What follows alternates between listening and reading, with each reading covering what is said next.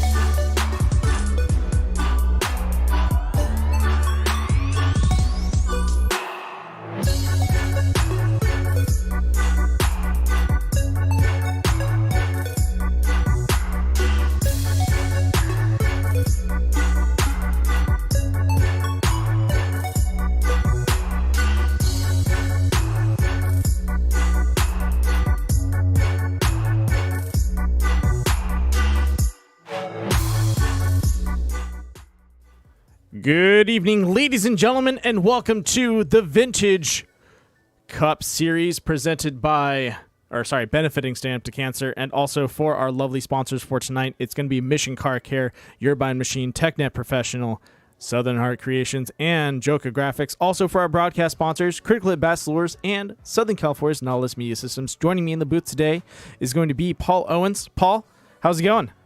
Good, how are you? It's been a busy day, but I'm doing great. I'm ready to see some racing. I think it's going to be pretty good. It looks like everyone's close on times. Yeah. It's let's go ahead and pull that up so everyone can see Nick's that. way out there, but Oh, wrong button. Whoop. There we go.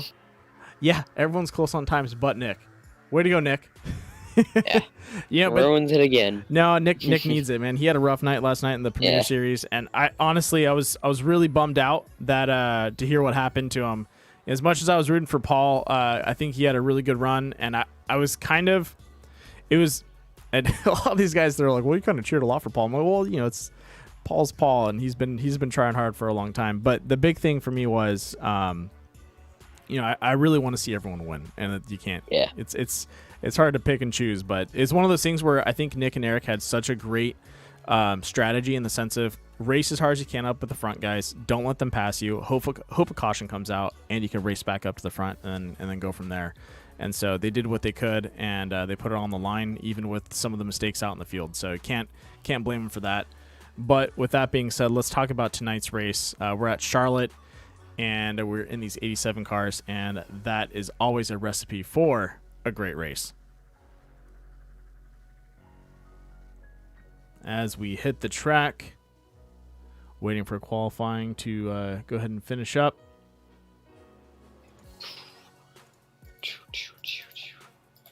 There we go. Once again, Yeah, we do this every vintage race. Use your pick to take this one. I'm not picking this time. I'm abstaining from the picks. But as these Who guys, you jinxing this week? Nobody. I'm not dropping it on anyone tonight. I don't want to put that evil on anyone. I'll pick Carl for that reason. Oh, you hear that, Carl? He's coming for you. All right, there we go. Nick Nickerson with a 31.458. Eric Andrews right behind him with a 31.781. Woo! Sending it. Yeah, quick times right out of the gate.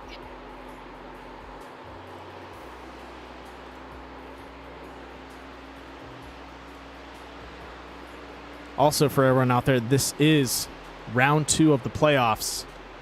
So, let's see what happens tonight. See if I have some of that information ready to go. I did have to bail out right before the broadcast, so not as prepared as I'd like to be. But we will make it work with what we got. Willie Evernham out on the track right now. Looks like he's entering into 1 and 2. Oh, take that back. That's 3 and 4. He's on the back straight.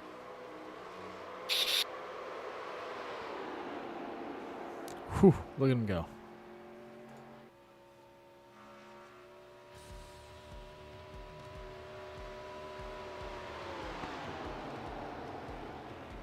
All right, well, I'm going to go grab a snack before this all starts real quick. Do it every time. All right, so far looks like Willie finding himself with 4th place position. Dave Lohr sitting in 5th. Just waiting for some more guys to qualify. Tonight's field is going to feature Nick Nickerson, Christopher Hamilton, Eric Andrews, Willie Evernham, Dave Lohr, Paul, oh, nope, not him, Joshua Billiter, Matt Crockett, Kevin Foster, Carl Handwerk, Wes Fuller, Dylan McDonald, and Andrew Gunther. Once again, we saw a great race last week. If anyone does not remember, it was Martinsville. And to top it off, no cautions. Let me say that again. No cautions at Martinsville. That is right. These guys kept it clean the whole way through Martinsville. Christmas miracle almost. That was beautiful. I don't think anyone was expecting that, and it really mixed up the field quite a bit. And I honestly think they can do it again. We've had a no caution races back to back, Martinsville, and then the Premier Series, and now back to Charlotte. Charlotte's a little bit more of a classic track in the sense of this is something that you get for free off of iRacing, which means everyone's driven Charlottesville. If you've done any oval races, you should know it like the back of your hand. So we'll see how these guys handle it, and if we can get another caution-free race out of these guys, because I think we can. With the way the 87s have been going this year, we've been seeing these guys pump out some really, really amazing races.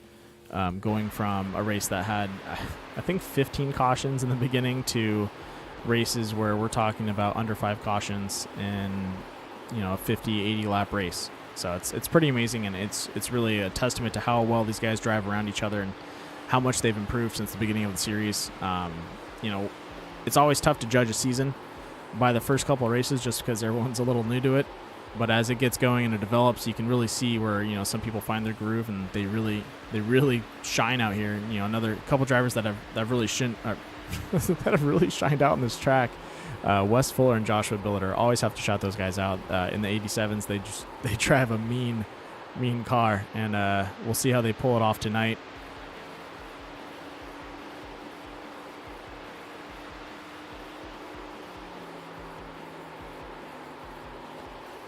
Like you were just saying there, that is the true essence of this, is anyone can win at any given time. Yeah, and that's one thing that's been developing over the years, over the years with Core in general. If these guys put in the time, you're gonna find yourself in the podium, and possibly that number 1 spot. It happens to pretty much everyone. It's just time and effort is really what happens. A prime example. Yeah, that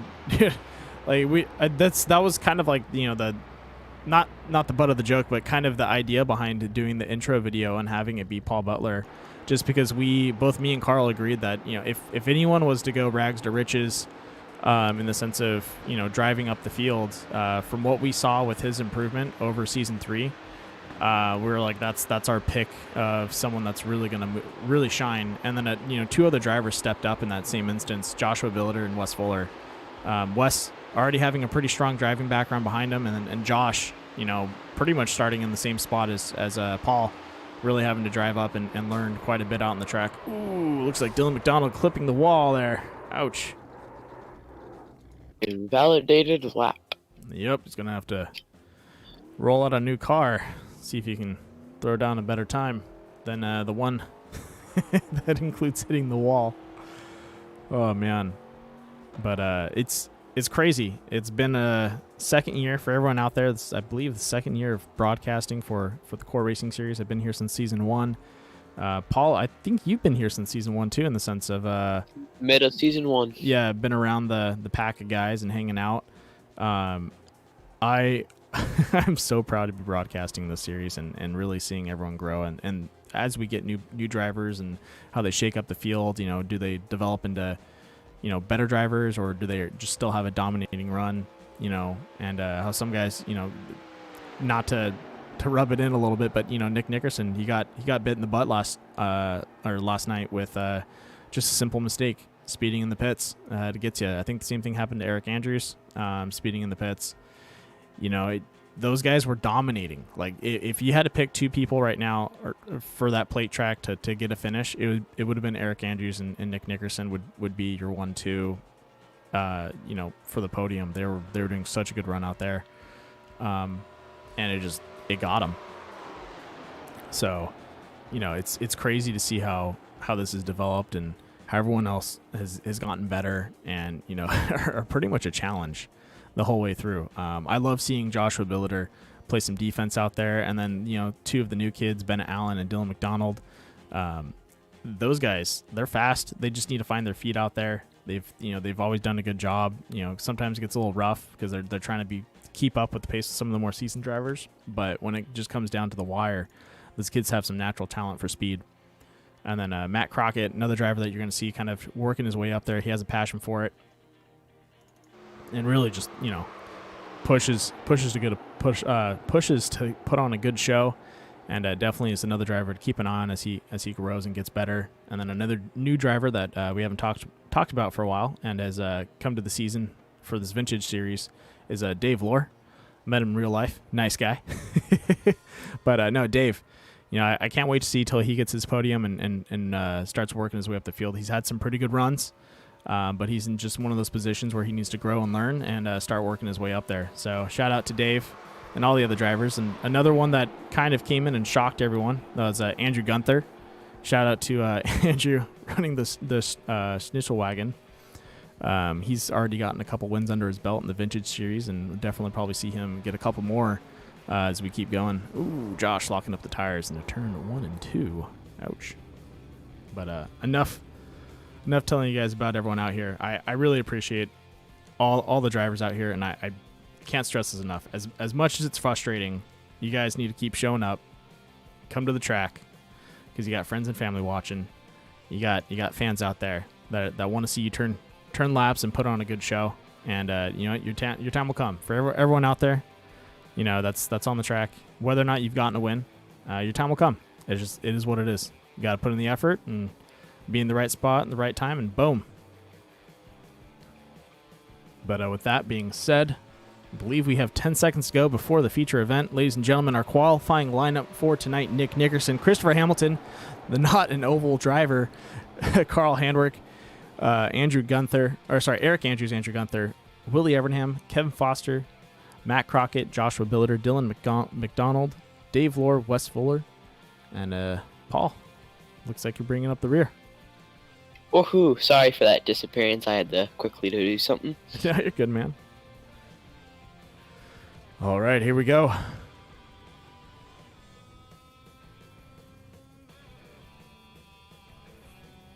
Let's go ahead and run through the field while we're at it. Ladies and gentlemen, the number 85, Nick Nickerson, running in that Miller Genuine Draft to his outside in that very cheery Christmas paint scheme, the Death by Moose Media number 64. That's going to be Christopher Hamilton. Shout out to him for always running my my logo. I love it. Then we have Carl Handwerk in the number 18 Core Racing. To his outside is going to be Eric Andrews. He hasn't loaded yet. Then we have Andrew Gunther in the Home Depot number 59. Willie Evernham in that classic Bush paint scheme number 19. In the number 8, the TechNet Professional Mission Car Care, Sueno Diazzo, the one, the only Kevin Hollywood Foster out there. And then we have Matt the Rocket Crockett, Toys for Tots number 10 Alpine Star. Love it. The Wooden Nickel, little creaky, but definitely going for the finish. The number 3, Joshua Billiter. Then we have Dylan McDonald, the number 38, shaking those tires. He knows he's on camera. Someone's a little rusty there. It's going to be Dave Lohr, the number 17. Oh, man. Then we have to his outside, Wes Fuller in the Stamped Against number 35. Sporting his classic colors and classic paint scheme. Gotta love it. And last but not least, the Rays Energy Drink number 9, Eric Andrews. Man, I love when they do those rusted out cars and stuff. I know. My favorite is Willie's truck. His Bush truck. Oh, that thing's awesome. Yeah, the corn one or whatever it is, the corn rusted or. He's got the corn rusted. And he's got a classic one too. We're gonna see Does that. he? Hopefully, he races the trucks for the Grand National race in January, because I'd love to see that thing out there. Yeah, that would be sick. All right, ladies and gentlemen, please do not forget to like and subscribe if you have not done that yet. Go ahead and do it. Helps me out a ton. If not, it's fine. Just thought I'd ask. With that being said, let's get ready for some racing.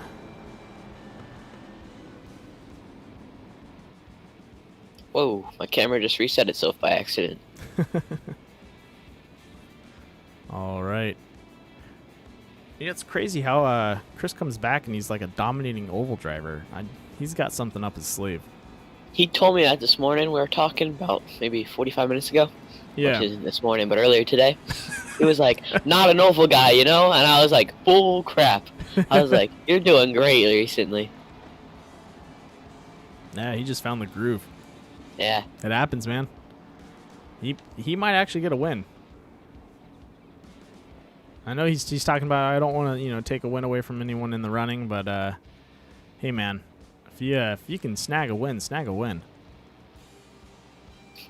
Just don't turn anyone. Yep. All right, ladies and gentlemen, pace car's off. Cue the music. Raise that green flag up in the air, and the start is on. Nick Nickerson. We are green tonight at Charlotte with 84 laps to go. Beautiful start by everyone out there. Let's see how they handle the track. Looks like Joshua Billiter already sliding up to the outside line. Do you think he was just split up or trying to find something real quick?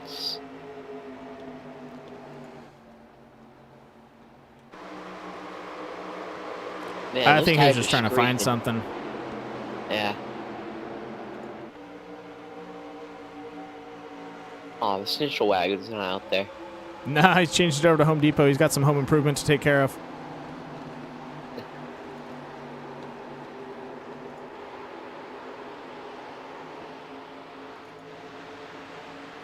All right, ladies and gentlemen, Nick Nickerson, Christopher Hamilton, Carl Handwerk, Andrews. Not Eric Andrews. Andrew Gunther.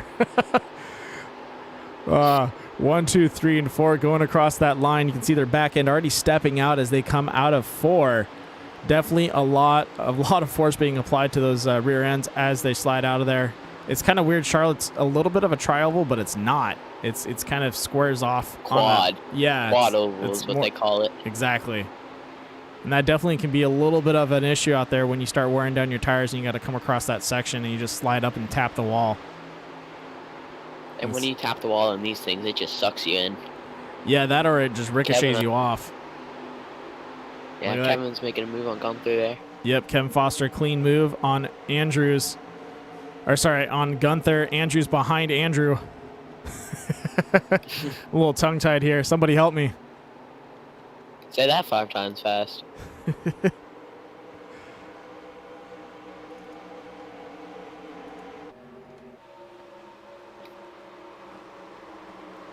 Here we go.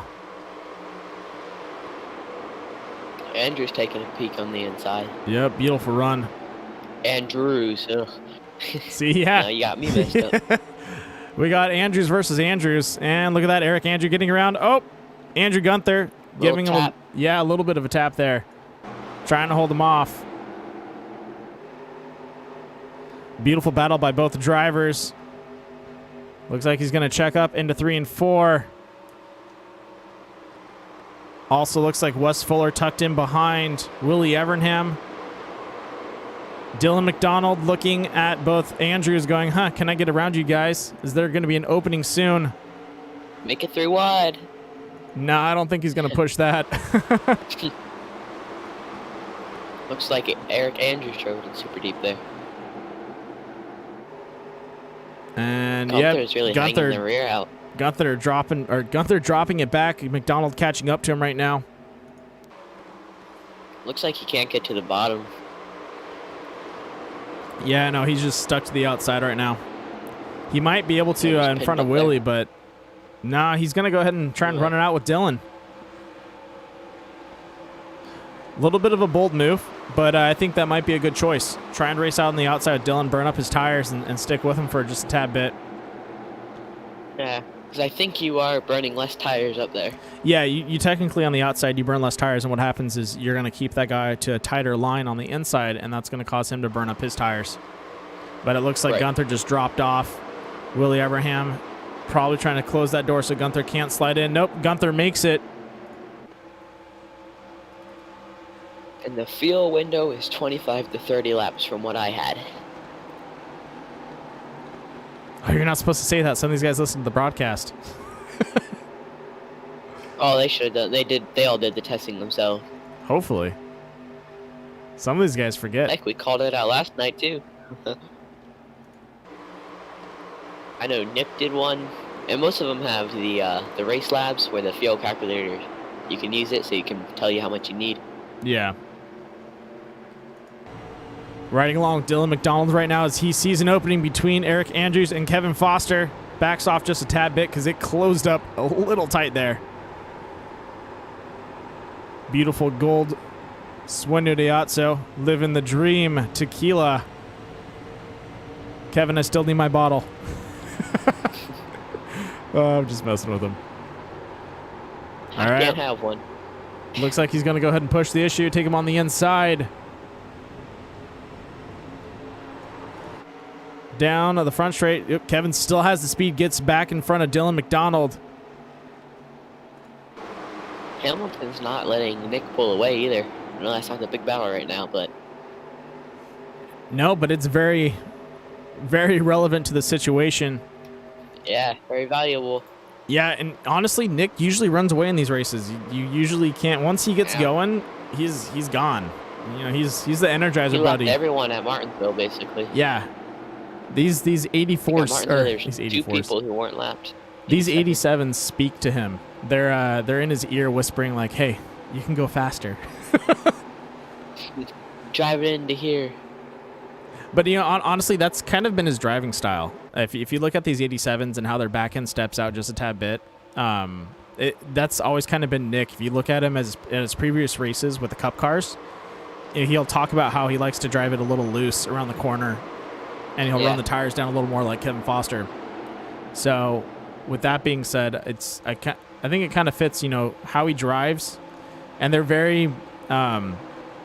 Since they're on the new pretty much tire models and the updated system, I don't know how you explain that. Pretty much, I would say like a chassis or steering system. V7. Yeah, the V7 model. One thing to really point out about these cars is that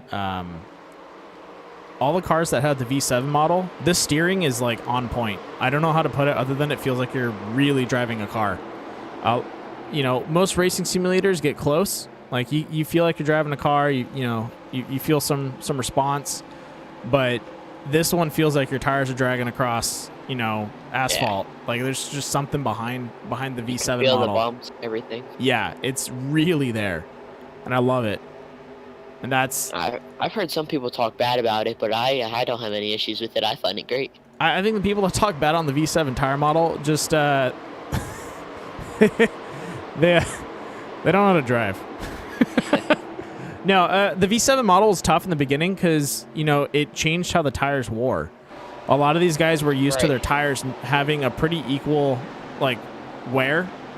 And even though you might be pushing... Now the right front's more... Yes, exactly. So you're getting unequal wear due to how you drive the car, which no one was really used to. You'd pretty much burn off a right or left side. You need to jack the steering ratio. You need to jack the steering ratio all the way up on the bigger tracks. Brake bias down. You got to move all the steering offsets. You got to mess with the 3 stuff you can mess with for the fixed stuff to make it on point. Yeah, and that's one thing that's been really cool is definitely you got to be on point with how you tweak your setup.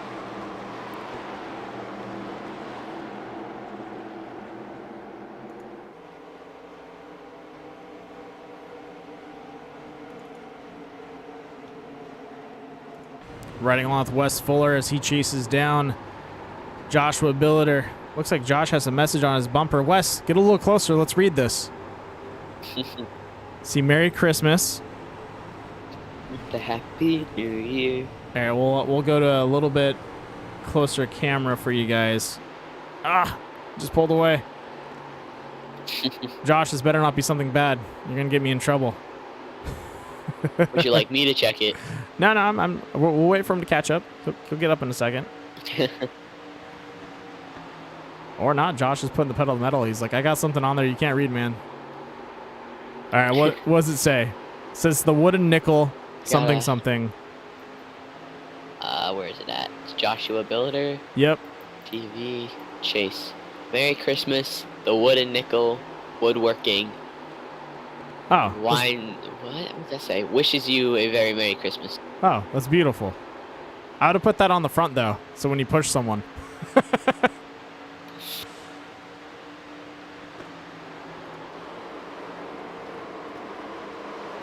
Ooh, I see a battle breaking out between Eric Andrews and Carl Handwerk.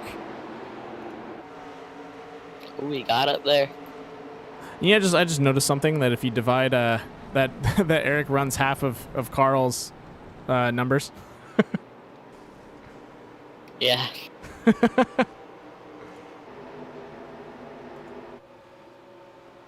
You know, those two have been battling it out since day one of Core.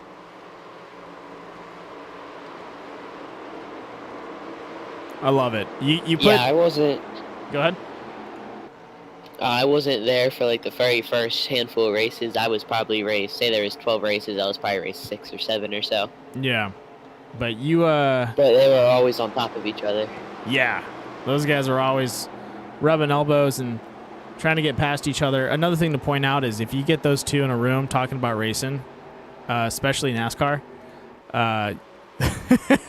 prepare to get your mind blown.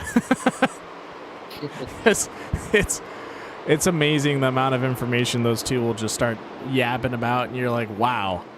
Like, where's my notepad? I need to start taking notes. I had him on a podcast once back when we used to do a little bit of the podcasting with a lot of the core drivers, and man, those guys would just keep going. It was beautiful. I loved it. I loved to hear all the knowledge they had. Should bring those back. I enjoyed those. They're time consuming. It's tough. It's tough when you have a broadcast pretty much every night, and then you have to make, another 2-hour time slot for just chit chatting. Yeah, cut it to 30 minutes. Tell them you got 30 minutes to say what you want and go. That's not. I don't know. I never liked podcasting like that. If I'm gonna sit down and have a conversation with them, I wanna sit down, have a beer, get to know you, kind of situation. Or in your situation, I guess chocolate milk, hot chocolate. Yes, you know how I love my chocolate milk. There you go. But sit down, or talk, find some common interests, talk about that, talk about hobbies. That's what I enjoyed about podcasting, is you start learning stuff about people and what they really like and background and stuff. It's pretty awesome. We should start to see some pit cycles here very soon. I think so. And look at that. Ooh, Hamilton is caught back up. Exactly. Reeling him in like a big mouth bass. That critical hit bass lures fishing lure. He's got him. He's got him hooked, man. Nick can't shake him. Yeah. Come on, Nick. Cows are in his engine today. I just can't shake him. Nick. I think Hamilton's got a set of perfectly staggered tires today with him.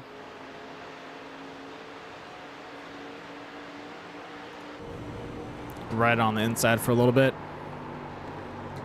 Yeah, it looks a little bit like Hamilton's racing line might just be a little more polished than Nick's right now. Yeah, what if Hamilton was just conserving it up a little bit, You mean Nick? Or you mean Hamilton? Yeah. Yeah, Nick might be conserving it. I think I just heard someone call into the pits this time or next time. I'm not too sure. Yeah, that's going to go ahead and be Joshua Billiter hitting the pits. Around lap 25 or so. Expect people to start coming in more frequently here. I couldn't agree more. Now, I heard Nick was talking about 2-tire stop, but I think that was only on with 10 or 20 to go. I forget which one it was. That could be a bold play. Yeah, I'm thinking that's a later in the race strategy. Well, we already know Joshua Billiter likes to take bold plays, so we might see him pull that off. Man, I was so happy at Martinsville. Like he was up there, and then I looked at the laps and I was like, oh, Josh, you're like 10 laps too soon. But I mean Dover. Was it Yeah, it was Dover. You're right. Yeah, because Martinsville, Nick went out there and put on a clinic. Yep. Yeah, just 2 laps too soon.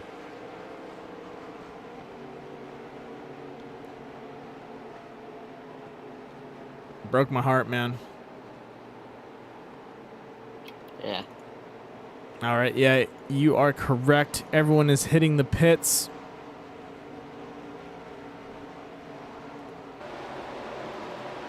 Or most everyone's hitting the pits. Looks like still staying out. Nick Nickerson, Hamilton, Handwerk, Eric Andrews, Foster, McDonald, Gunther. But I think looks like Dave Lohr hitting the pits. Fuller's probably going to tuck in behind these guys as well. Probably one more lap around. Yeah, I would, I was Hamilton, I'm doing an undercut on Nick. Because he's so close to him where he would come out directly in front of Nick. Now, could you explain an undercut for some of the people that might not know? Right, so an undercut is when you pit early, so that way you get out before the other person you're fighting for position pits. And when they're coming around to lap you, say when you're in the pits, you're going to come out directly in front of them at full speed. So when they pit, you'll come out either directly in front of them or even closer to them than you were before. Oh, okay. Well, there you go. So, if I remember correctly, that's also known as short pitting, right? Yeah. Okay.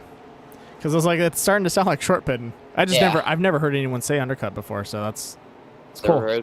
Big road course term, I think. I might have to steal that and use that someday. Yeah. All right, looks like Matt Crockett also hitting the pits. I think that's the F1 stuff, that is. Oh, okay. Oh, Nick's coming in. Whoa, Nick's coming in hot. Hot. We got that down, I think, barely. Whew. No time penalties, Nick. Come on, man. Back. Not 2 days in a row. No, don't do that to me. You're going to hurt me. Hamilton is coming in this time. My heart can only take so much suffering. Right at the cone, he was at 50. Whew. Oh, my gosh. He got it down directly to his point. Oop, looks like Hamilton dropping off pace. Carl and Andrews passing him. Hamilton into the pits. Carl and Joshua Billiter staying out. I believe Billiter has already hit the pits, which means he should. Oh, he's a lap down. Yeah. 2 laps down. Oh, man.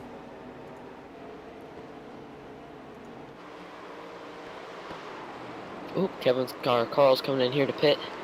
Looks like. Or no. No, he's going to ride it out. Ride or die.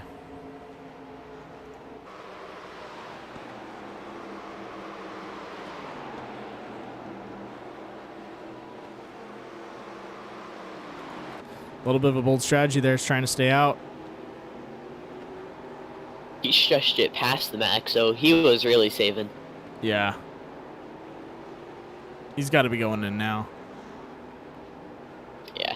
With the fuel calculator I'm using, the average was 30 laps.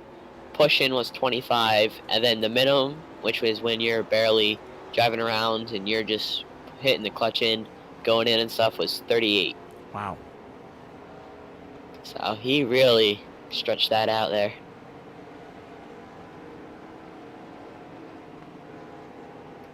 So who inherited the lead now? McDonald has inherited the lead. Yep.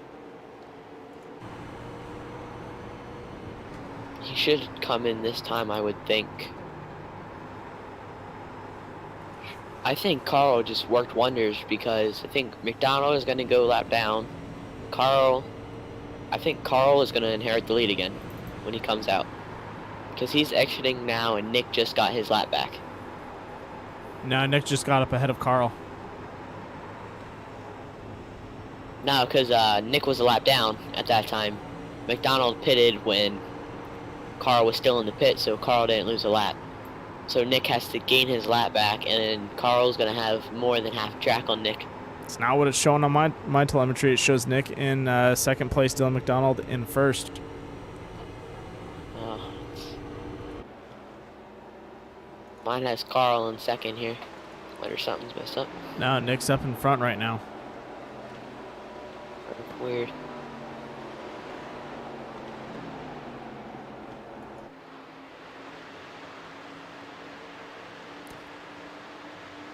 Nick Nickerson. Beautiful view of Willie Evernham behind him.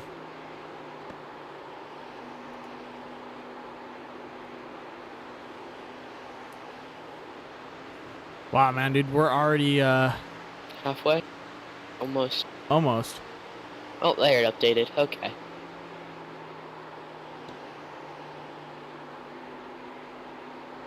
What a race so far. Pretty It may smooth be, run for everyone right now. Yeah, maybe a 2-stop here. Or, I'm gonna say 2-stop because what Nick pitted. yeah. 28. Let me see his pits for the lap. Kind of curious.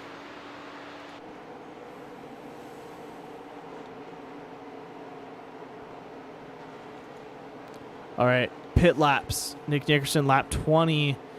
Dave Lohr lap 25. Billiter lap 23. Everyone else is between 28 and 20 or 28 and 33 for pit laps.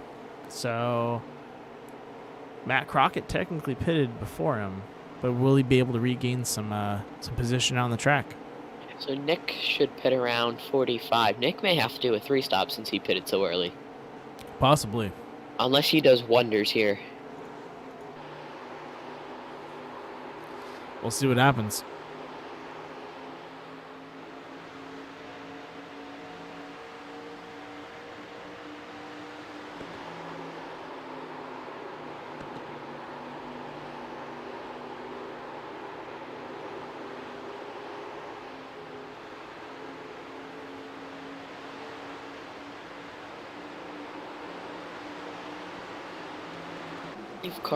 Carl has just gone under and passed Christopher Hamilton. Yep. Clean pass on the inside.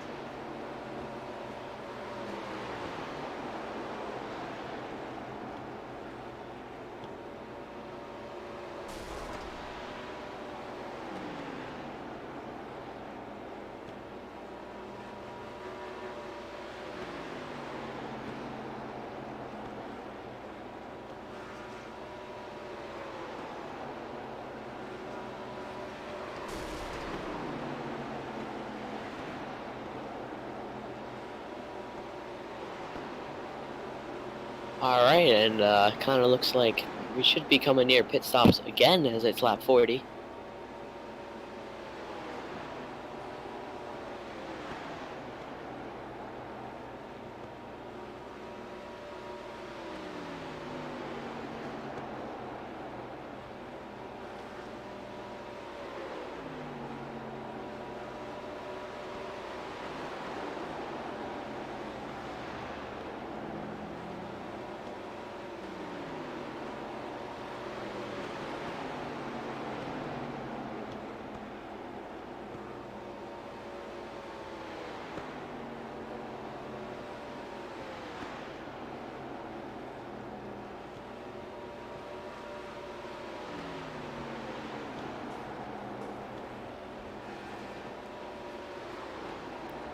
So far, everyone's still holding on a strong run. Yeah. Go ahead and roll down the back of the pack right now. This is the part of the race where it's pretty much, you know, run your own pace and just get going while the going's good. Yeah. It's tough. So right now, it looks like we have Nick Nickerson up in front. Carl Handwerk, Christopher Hamilton, Kevin Foster, Eric Andrews, Willie Evernham, Andrew Gunther, Dylan McDonald, Matt Crockett, Wes Fuller, Joshua Biller, Dave Lohr, all out on the track, running their times out.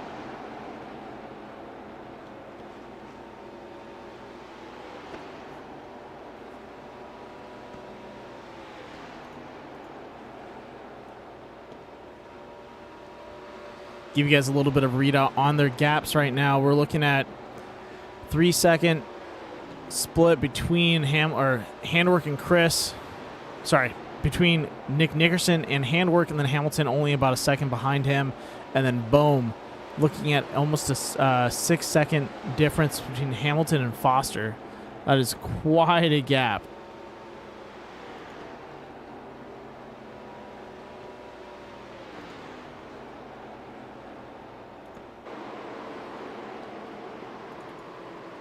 Nick puts it in cruise control and has a good pit stop. He's in the clearing.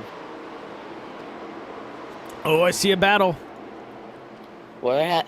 It's going to be Andrew Gunther and Willie Evernham going across the front into turn 1 and 2. Gunther with a good pass, sends it in. Can Willie cross it up on him on the exit?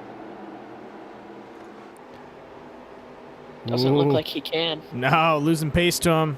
But he might just be built. I think it's Charlotte. You have to build up speed for a pass. It's like 1 or 2 laps, and then you can pretty much wind it up and you send it. Now, I just thought about this. What if Nick pitted early on the last one to get a little extra in the tank for this one? Possibly. Just to prep himself for any cautions that come out. That could be a strategy. Yeah. But the way these guys are running, I wouldn't bank it. I wouldn't want to bank that happening. Uh,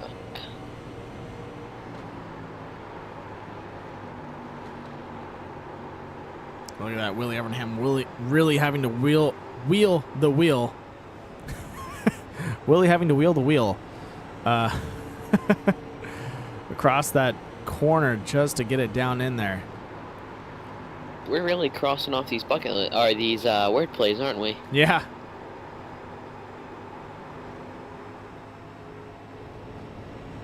Welcome to Death by Moose Media. We like to do tongue twisters.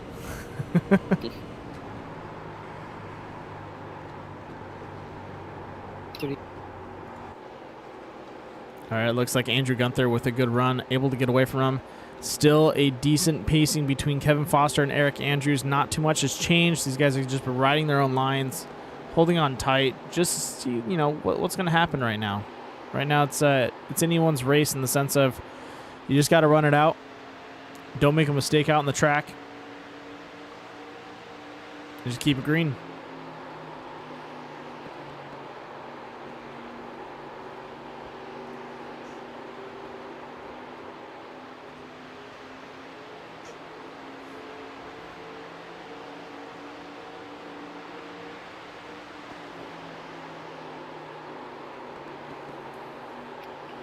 $33 laps left, or 34. 34.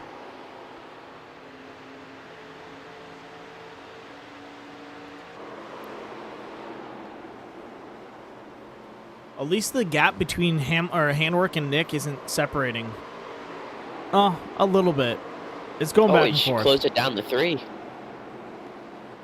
No, that it was at 3. It was like a 3.5 or 3.4. It's Hamilton's gap that hasn't been changing. Hamilton's been staying on the tail of Carl Handwerk, just not letting him go.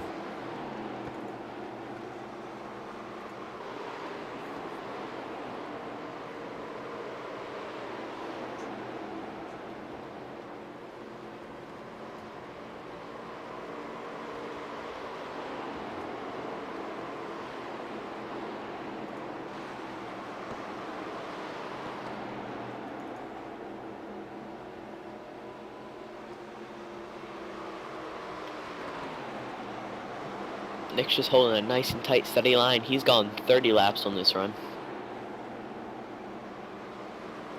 I'm really surprised that running by yourself like that isn't that detrimental. Yeah. I think that has to do with the fact that these cars aren't as aerodependent as, you know, Cup cars. Right. So, you know, they don't punch, you know, the best hole through the wind. Oh, but... one was in the wall there. Uh-oh. Yeah, it looks like Joshua Billiter makes a mistake. Does the caution flag come out, though? Because it was only one person in the accident. He did touch the wall. Direct contact with the wall right in front of Carl. Wow. Oof. Ouch. Carl, I'm going to go watch Carl's onboard of that real quick. Man. I'm actually going to give these guys a critical hit bachelor's caution report. No caution comes out, but I do want to see that replay and see what happened. Yeah, I see Carl's in car on that one, man.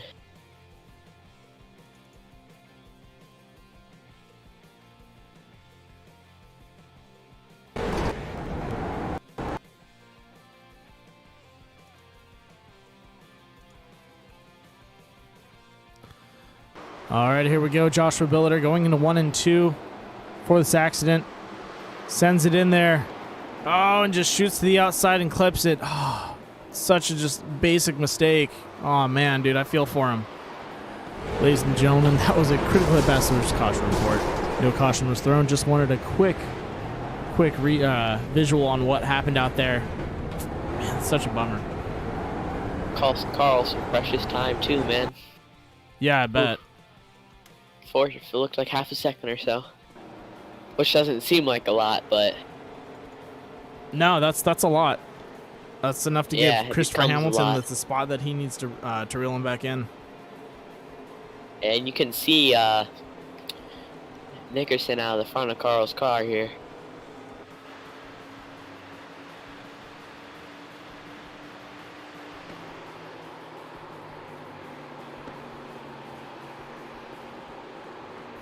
Hamilton just needs to sink his hooks into him.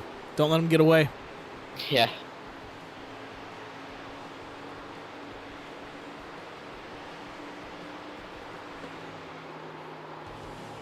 All right, so we're past the halfway point. Who's your pick? Now that we've made it this far. Pick Carl at the start. So, Carl. I'm gonna have to go with Hamilton. I think Hamilton's had such a great run on these oval courses. Lots of podiums, but no official wins just yet. And I think he's going to snag one. They need a caution for sure, or some wild pit strategy. Something's going to happen for everyone out here. It can't just end like this. It's got to be a crazy pit strategy coming up.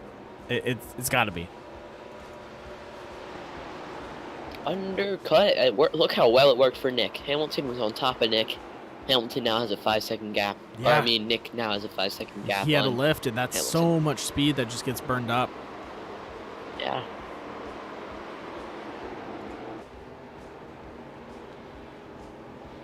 But that undercut there by Nick pretty much gave him this free real estate he has. Looks like West Fuller let Nick pass. Will he let Carl and Christopher Hamilton pass as well?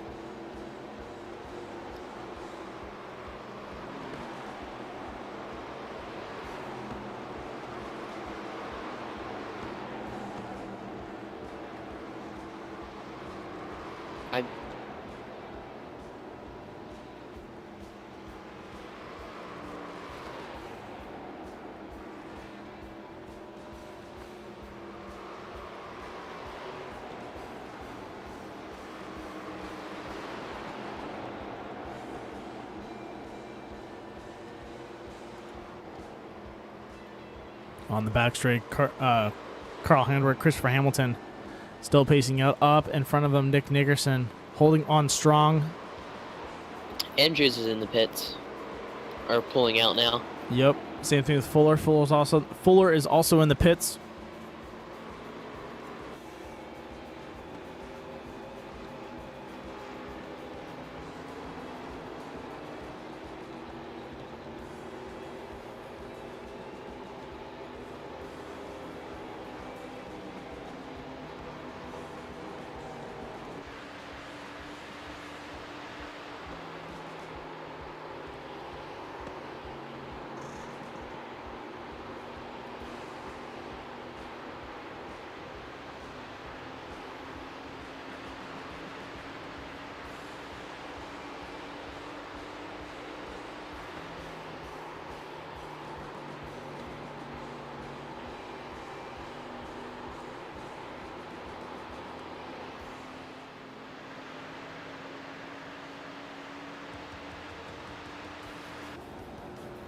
Looks like the 64 spun out there, I heard. Oh boy.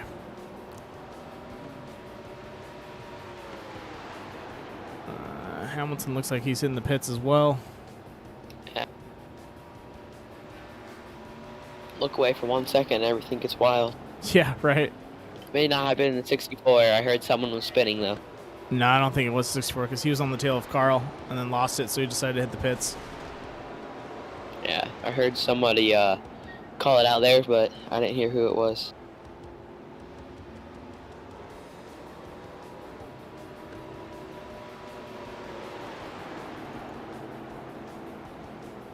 Look at this.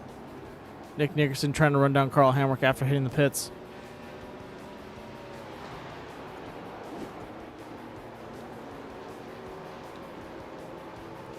This is a man on a mission. Mission for first place. The podium. Handwerk, hopefully, just trying to catch everyone a lap down here.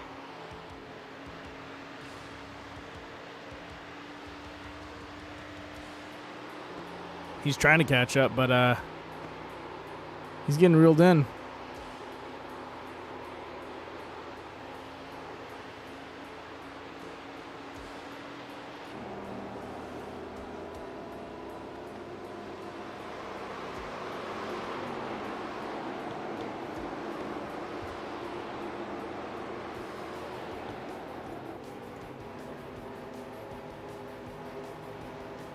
All right, let's check to the pack. Ooh, a little bit of a battle there. Wes Fuller trying to fend off a lap from Christopher Hamilton.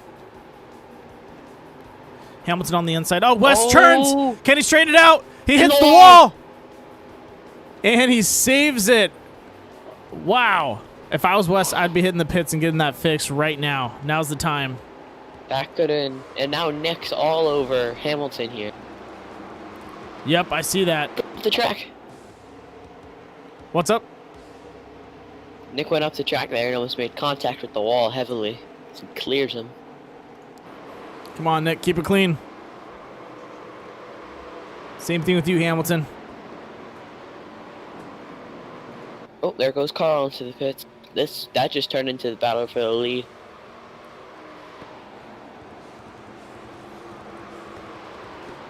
Carl's got under 35 seconds to get in and out of those pits. Can he do it? As they come around the corner. I think what he was trying to do did not pay off. Yeah, he was trying to go a little faster. Yeah.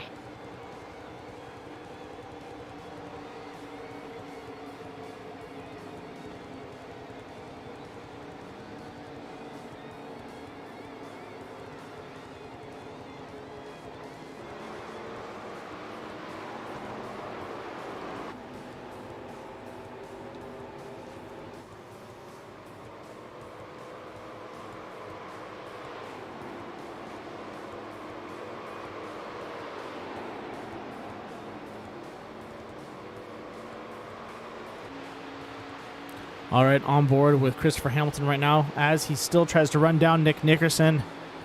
Handwork out of the pits in third, Foster in fourth, Andrews in fifth, sixth is going to Gunther, and then 7 through 12th are all lapped drivers. This is going to get hairy once more as these lap drivers start to hold up the lead pack runners.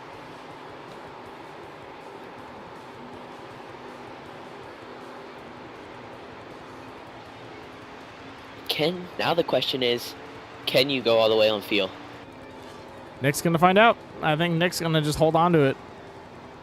All right, so on that last one, Nick went... How many laps did he go here? 1 second as I do the math. Yes, hold on. So he went... On his first one, he went... Okay, so he got how many laps? All right, hold on. So, where's that last one at? All right, 1 minute. From the last pit, 31 to... He ran 30 laps in the last one. He should have exactly enough fuel with a few extra in the tank. That's what I like to hear. But he could be pushing it harder and his fuel could be burning faster. since Hamilton is all over him. That is true. And Hamilton closes up here. Looks to the outside. Nick gives him the room. Just a tad bit. It looks like he's playing a little bit of defense with him. And Nick's clear. And Hamilton still brings it down. I feel like if Hamilton had lifted just a tiny bit earlier there and gotten under his bumper, well, he made it clear, so I guess it doesn't matter anyway. Yeah, but look at that. Boom. Trying to go under him. He's around him. Yeah. He did it. Conquered his demons. Around the outside with 13 to go, 12 to go now. All right, 6 drivers in the running, 6 drivers a lap behind. What is going to happen, ladies and gentlemen?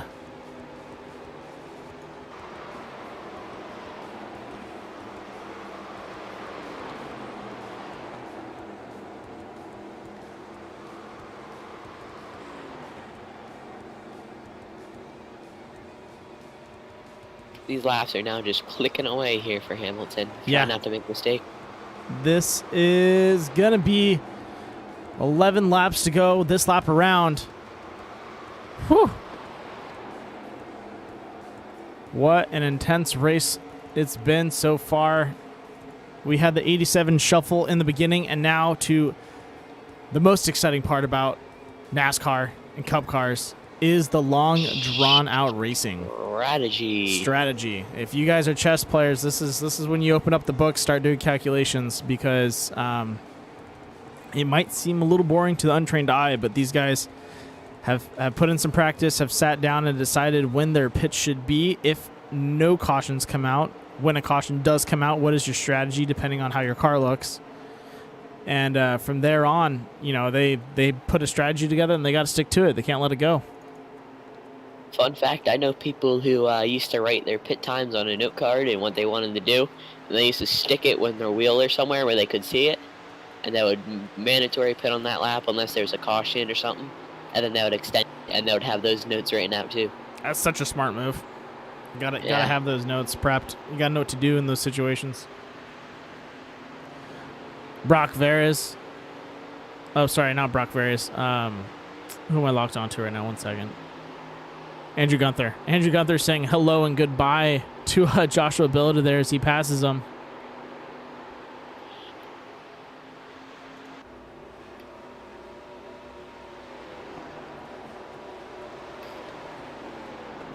And Hamilton's just turned on the jets and he's pulling.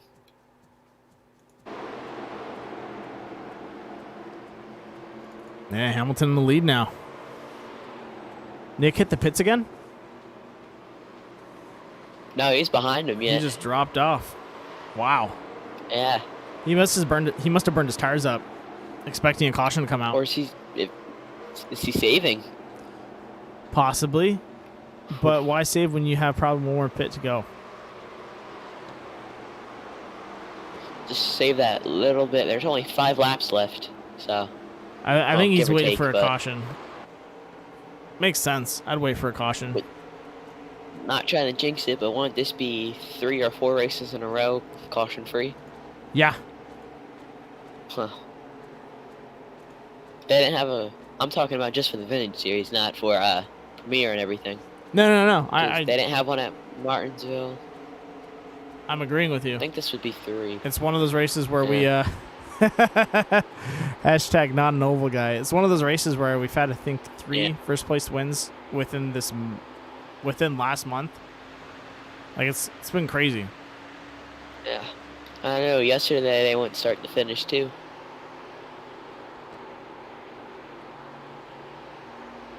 You know how I thought Eric was on the lead lap last night?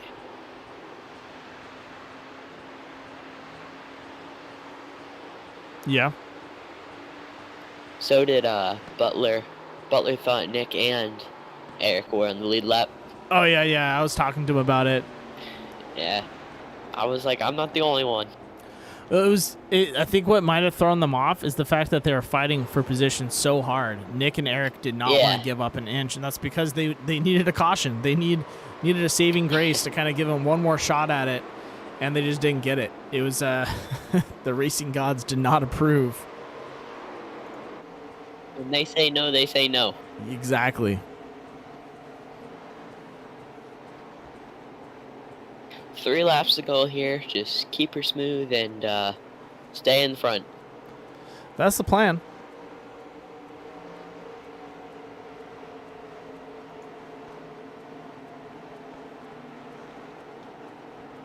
I know it's a little late, but Carl has been catching them.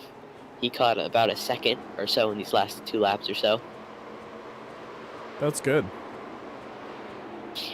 Well, But he's still 6 seconds back. that's a lot of time to try and make up, especially if you, Yeah, you don't have any that's why I partners. said it's a little late, but I'm surprised that none of these guys really do any bump drafting. I don't know how well that would work in these cars. They've been getting close, but just no dice. Yeah.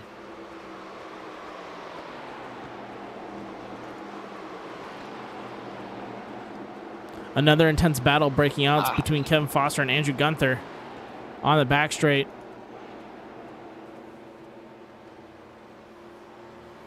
Yeah, if I was a Hamilton here, I'd clutch it into the corner a little bit and make sure you do have enough fuel because you have stretched this run out. Yep. It's been 29 laps or so.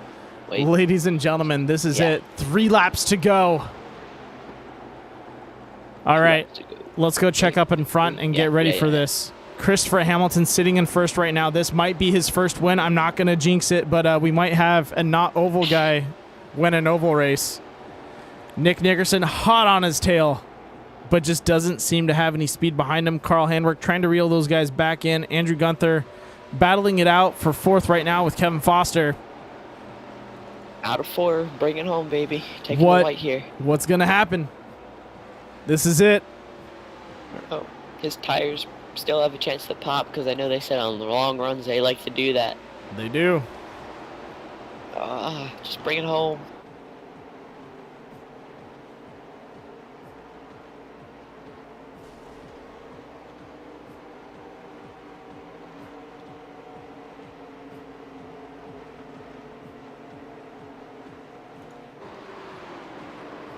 It's White nice and flags easy, out. coast it through 3 and 4.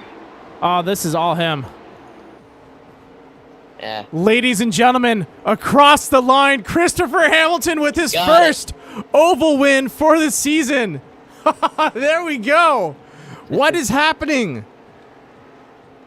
Is this reality? Come on, someone pinch me. Woo! Paul Butler wins. Christopher Hamilton gets a win. What? What? How?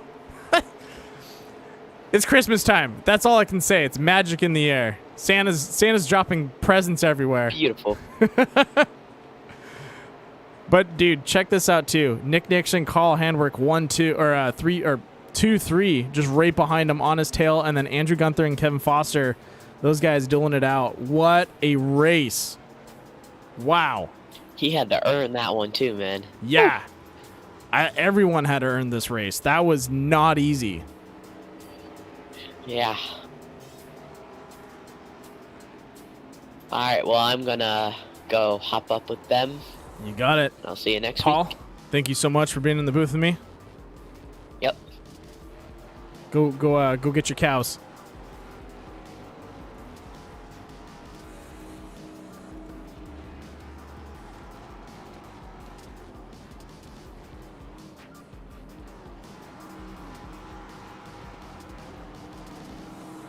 All right, ladies and gentlemen, here we go.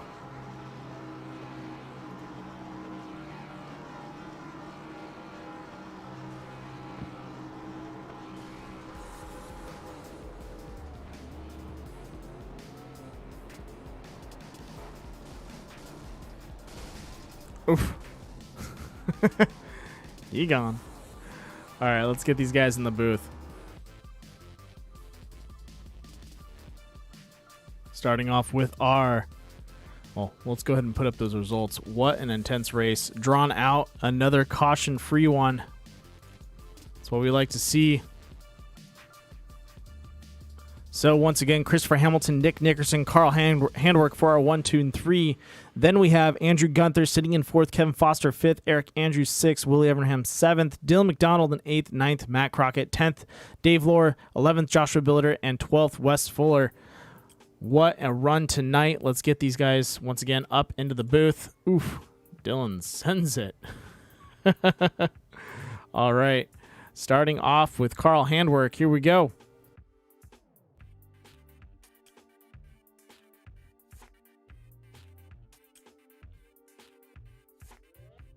Ladies and gentlemen, our third place finisher for tonight, the number 18, Carl Handwerk. Carl, what I'm just not as much of an oval guy as Chris Hamilton. I think that's really what it is. Yeah, I think.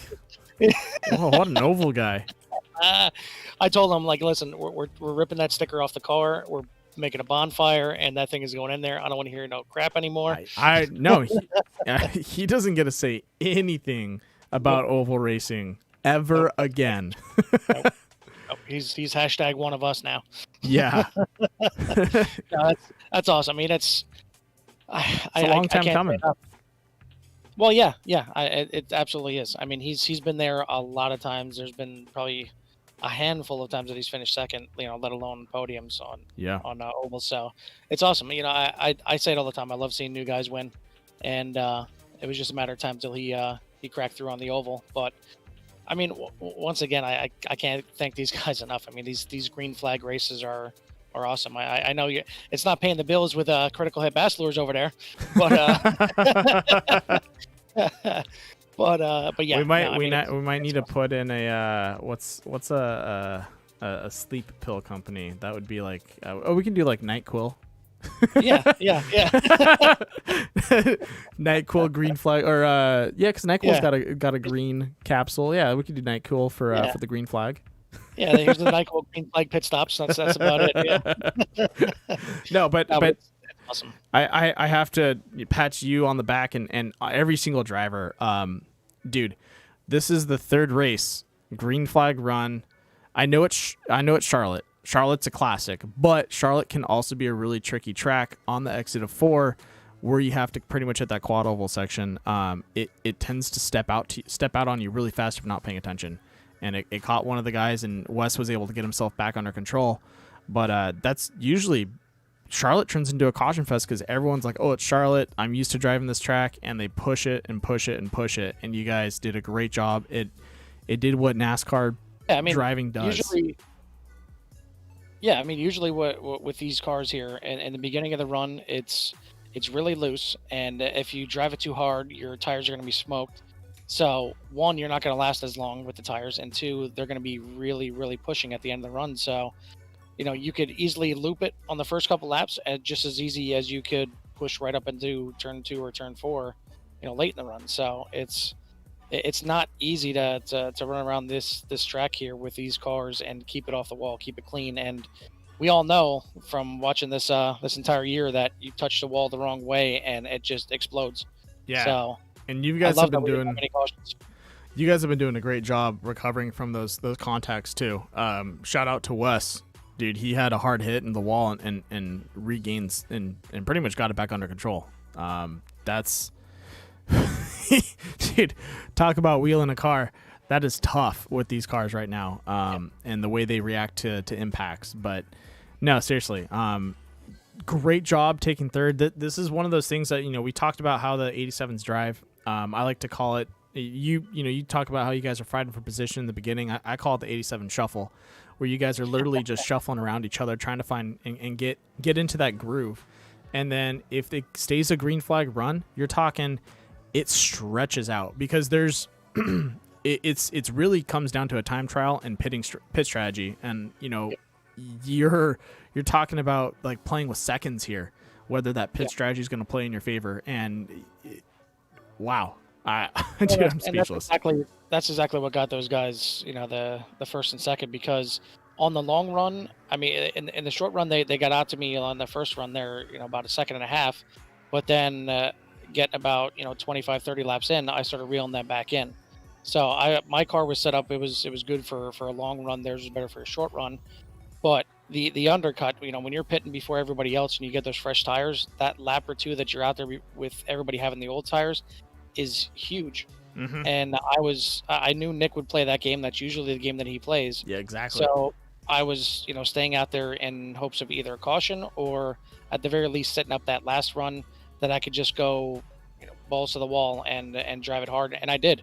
I came out there the last stint. I came out there. I was 9 seconds back, and within like 6 laps, I was down to 4.5 seconds. Yeah, no, I was seeing that. But then it died, and then it just died because I smoked the tires. Yeah.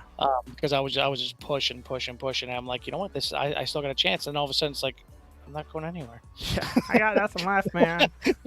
She just. But no, it's I mean, they were the class of the field, so it's good to see that a caution didn't kill somebody's chances.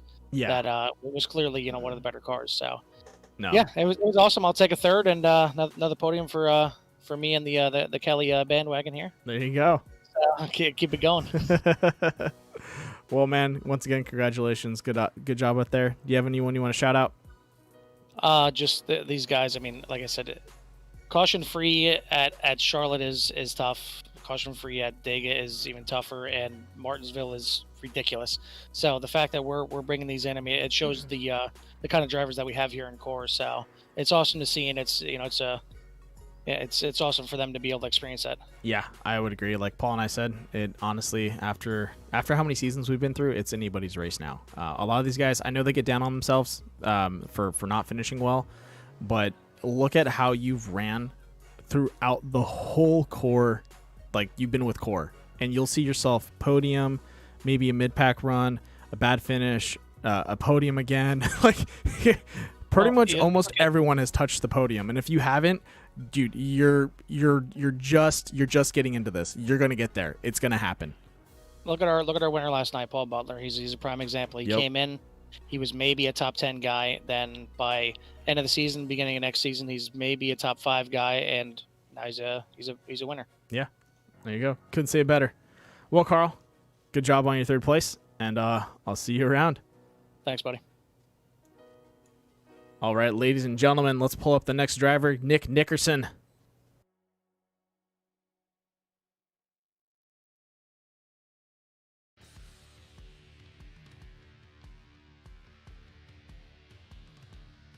Ladies and gentlemen, our 2nd place finisher for tonight, it's going to be the one, the only, Nick Nickerson.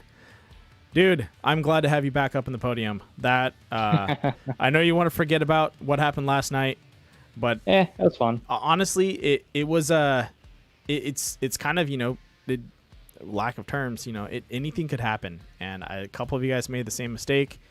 But as we saw with this track, you and a couple of the drivers, you're talking about like just excellent driving, can really pull away from the pack, and it's tough to catch you. You put you on, like we saw with Martinsville, you ran away with it. You're pretty much coming up on lapping people twice.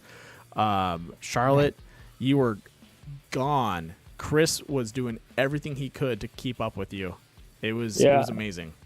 And he did a fantastic job. So what settled that, I don't know if you guys talked about it, is like the 2-tire strategy. Yeah. So, Paul's talking about Chris, that. You're going to do that. Yeah. So Chris took 2 tires, and I think just about everybody else took 4 tires because I was scared about taking 2 tires. Yeah. After being beat by Dobbs earlier this year when he took 2 tires. There. And we all knew that 2 tires was faster, but I just couldn't accept it. So I had to take 4 tires. And sure as can be, the 2 tires prevailed again, and Chris just blew past us.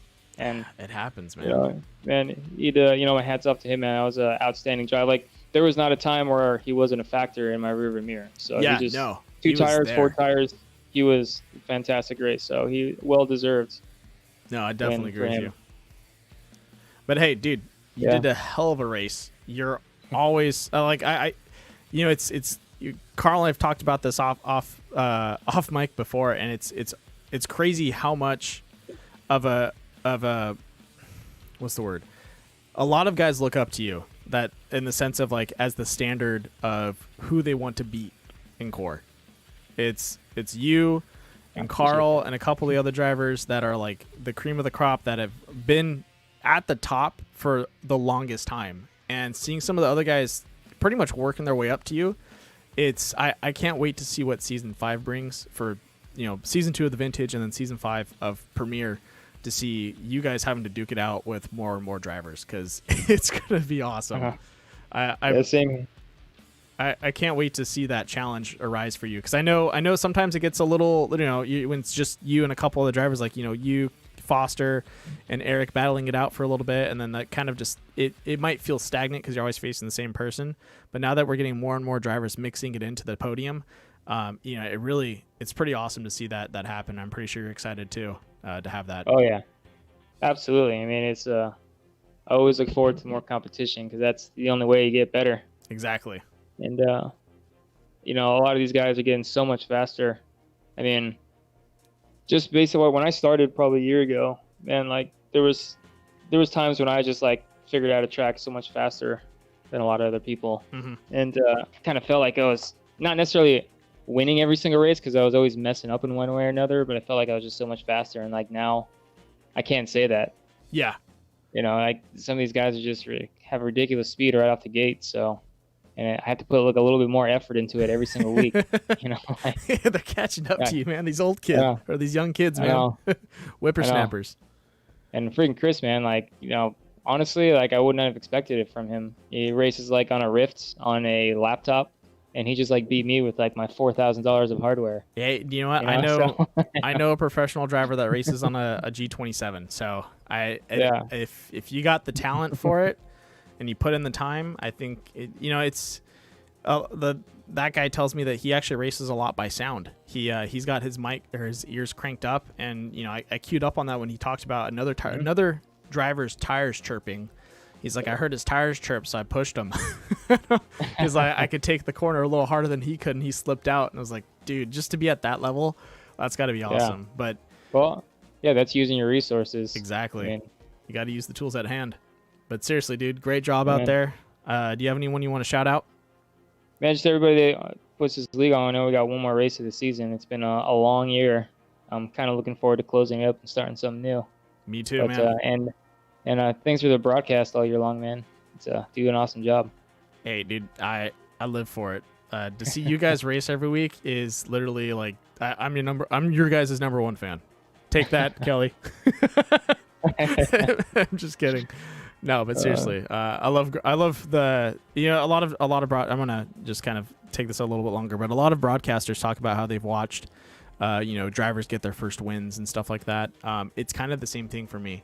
At first it's seeing some of the guys, you have some guys in there that are racing that are really good, and then you start seeing other guys get their first wins, and then you start seeing the kind of, no, I wouldn't say old dogs, but the the guys that have been battling it out for so long up in the front start having to battle out with the younger guys, and it just turns into a hell of a broadcast and a great race. Yeah, absolutely. So, that's right. That's our first win for Paul yesterday, and Chris today. 2 new winners, 2 nights. I know. It's like I said, it's a Christmas miracle, man. Yeah, both fair and square too. Exactly. No cautions. I don't know what's going on. Like I this might be the Twilight Zone. I know. All right, man. Wood. Yeah, seriously. Where's Josh? Let's go knock on the wooden nickel. Oh man. Well, good job out there, and I'll see you around. All right, man. Appreciate it. See you later.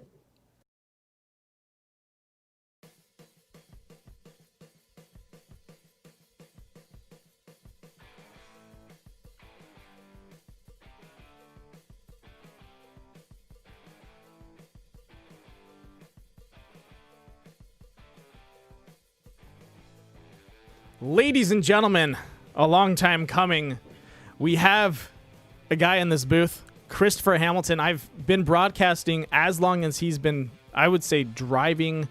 Actually, no, he's been driving iRacing longer than me, but he's been around since I first started broadcasting. One of the first drivers I ever got to broadcast, and to see him pull a win in core, I am so proud at this moment. I think it's the first time I went to Victory Lane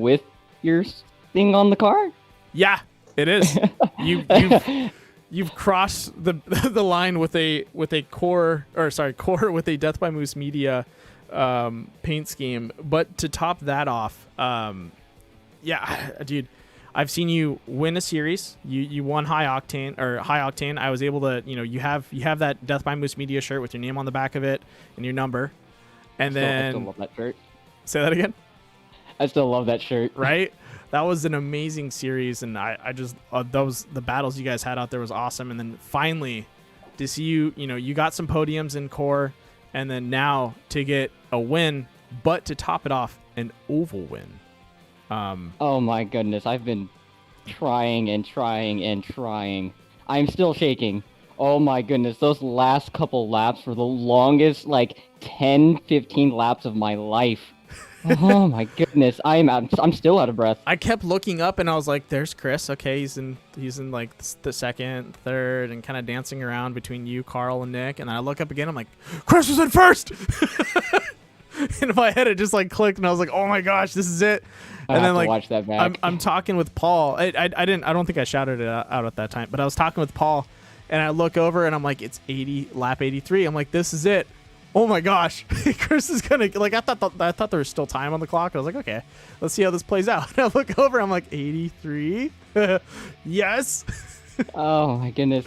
No, I think I've taken a lot from both Nick and Carl. I think the big thing, I'm not sure if either of them touched it, is I was the only one who took 2 tires. Yes, that was the difference. Nick said he shied away from it because he was afraid that if he did that, he might make a mistake. He had someone else beat him at that. So he was kind of hesitant to take 2 tires or not, and that definitely changed things. The one thing for sure I was noticing is I was really, really good on the long runs, and 2 tires was my only option to try to win, because I knew if I took 4, Nick would be 8 seconds ahead of me. Carl was probably be another 4 ahead of that. And then it would just been a 1, 2, 3 at that point. So 2 tires was the gamble, and I am super glad that I did. Oh my goodness. Yeah. Dude, if I was there, I'd give you a hug. That was a hell of a run. I probably blew the speakers off of when I crossed the finish line in race chat. Oh my goodness. I was so I'm shaking. This is amazing. A huge shout out to both Nick and Carl and everyone else. I've really learned a lot about running ovals, and this is something that we're gonna stay. Actually, one of the first things that Carl said is take that damn hashtag not an oval guy sticker off. So there's a new hashtag on there that I think you'll love. So awesome. Love to hear that, man. Well, I know you got some other people to thank too that you race with and also work with. Yeah. Thank you for letting me destroy your logo every time and finally get the Death by Moose Media in victory lane. I'm super happy about that. You don't destroy my logo. I love it, man. But I always come up with something fun with it, and it's a little Christmas moose. Huge shout out to some friends back home. They love watching the streams. They're cheering as hard as I am in the car. I can't even speak right now. Oh. Yeah. We'll keep it going, and definitely, I got the 1, but there's still many more things I can still learn. Oh yeah, there definitely are. Yeah, so I'm still. I mean, Carl and Nick, they have some knowledge that I can still probably pry from them. I'll enjoy it for now, but I know I'll have a target on my back come next race or something. Hey man, well, I you mean they're still gonna have a target on the back, and same thing with you, because people are gonna look forward to trying to catch up to you now. But seriously, hell of a run out there. I'm glad to see you cross the line, especially with an oval finish. Congratulations. I can't say it enough, but I'll see you next weekend, and we'll see what you can do. Yeah, should be back on the normal computer, so that way I'm not sick anymore. That would be great. Well, man, I'll put you down there so you guys can continue talking, but I want to go ahead and close out the stream. Once again, good job out there and hell of a run. All right, thanks, man. Really appreciate it. You got it. Well, there you go, ladies and gentlemen. Our finishing order, once again, Christopher Hamilton with a great run, Nick Nickerson and Carl Handwerk right behind him, trying to keep up. Andrew Gunther in 4th, Kevin Foster 5th, Eric Andrews 6th, Willie Evernham in 7th, Dylan McDonald in 8th, Matt Crockett finishing in 9th, Dave Lauren 10th, Joshua Billiter in 11th, Wes Fuller in 12th. What a run tonight. It was extended. It was a tough one, but these guys pretty much took it the distance and brought it home. I hope everyone enjoyed the broadcast, and don't forget to tune in tomorrow to DXR, and that is actually going to be the final race for DXR, tomorrow night's race at Tsukuba, or I believe it's Tsukuba. Yeah, it should be Tsukuba, and then we're going to be going over to iRacing Short Course Triple Crown race on Wednesday night. So that is going to be a very long night, 3 races in one night, I believe. I got to talk details with the owner because it's going to be a long one for me. But with that being said, ladies and gentlemen, thank you for tuning in, staying the long haul, and we'll see you around. Just a friendly reminder, if you're still here and still watching, we have an announcement to make. Racecraft TV, who I'm switching over with and partnering up with, we'll be moving our broadcasting over there. But we are putting on a Grand National Series race that's going to be held annually on January 10th. So please leave those dates open. Mark them on the calendar for Core Racing, because we're going to have a 7-hour broadcast of 4 different events. The Core drivers are all going to be there. They have 3 teams representing them. We have some of the other broadcasts are going to be represented. Any broadcast I've done and the Racecraft TV has done, those leagues are eligible to participate. They're going to be submitting up to 8 drivers, 2 per event, and we should see about a field of 16 to 20 drivers at each event. So we're going to see a lot of good racing. We're going to see some guys going against some pro drivers that race with us, and some drivers in real life. So it's going to be a tough one. These guys are going to have to do what they can. I believe Core's up to it. These guys are amazing at their job, and on the track. So I have a little bit of inside bet with the other broadcasters, and so I think Core can bring it home and definitely represent Death by Moose Media and Racecraft TV very well. So with that being said, I hope everyone has a great night. Way to finish off the Monday. A little bit of a Christmas miracle back-to-back, and we'll see what happens coming up with these next races and on next week. Hope everyone has a good night.